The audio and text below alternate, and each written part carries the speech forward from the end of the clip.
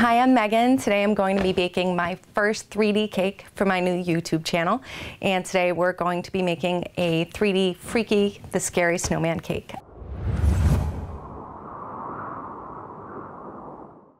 The first thing you need to do when constructing a large cake is to build a base.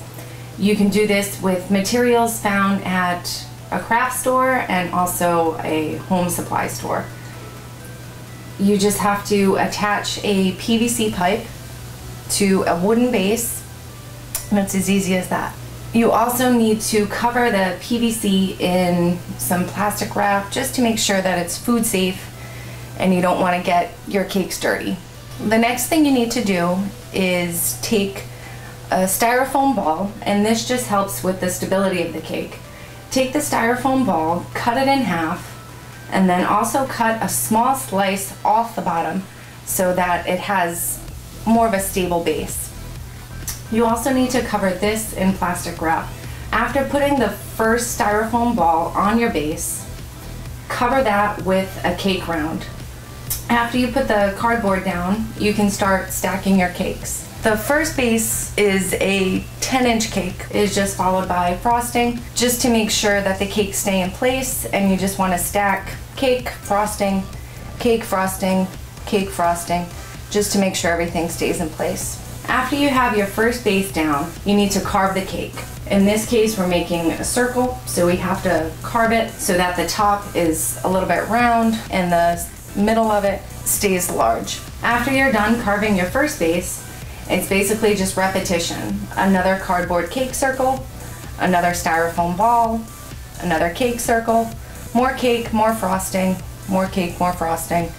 Once again, you need to carve it and then just repeat the steps until you have all of your cake stacked. Once you have all of your cakes stacked and you're happy with the shape of them, you're going to do a basic crumb coat of frosting, which is just a thin enough layer so that you don't see much cake sticking through. After you're done with your crumb coat, you can let the cake rest and start on your decorations for the cake. In this case, we had buttons, eyes, nose, a mouth, and a hat. What you need to do is get your gum paste, which once again you can find at a craft store, and just knead that until it's smooth and figure out the colors you need. We only needed 2 colors in this case, the black and the orange. Just want to knead your colors into the gum paste until you're happy with the color that it came out.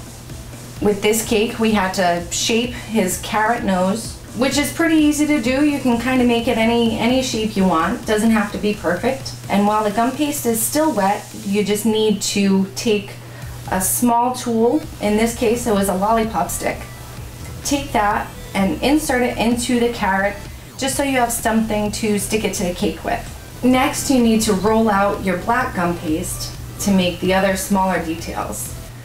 For the buttons, you can use a simple cutter because those are going to be circles. For the eyes and the mouth, you're going to have to use a small tool. I used an X-Acto knife. Just use any small cutting tool to cut them to the shape that you desire.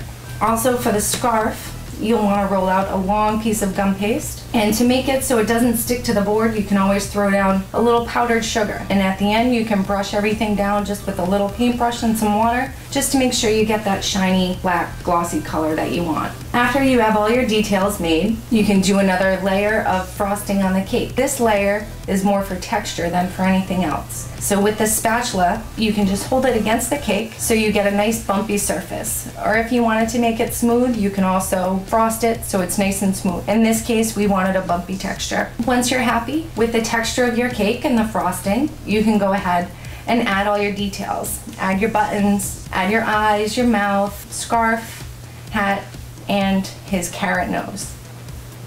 I hope you enjoyed the video. I had a great time making Freaky.